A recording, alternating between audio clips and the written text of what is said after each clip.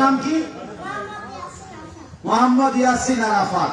আল্লাহ তাআলা তাকে আগামী দিনের আলেম হাক্কানি জাতির কর্ণধার হিসেবে কবুল করেন।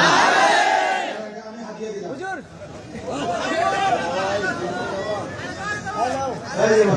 আরেকটা এটা আমার হুজুরকে ভাই প্রস্তুতি এটা আমার হুজুরকে দিয়ে হুজুরকে দিয়ে না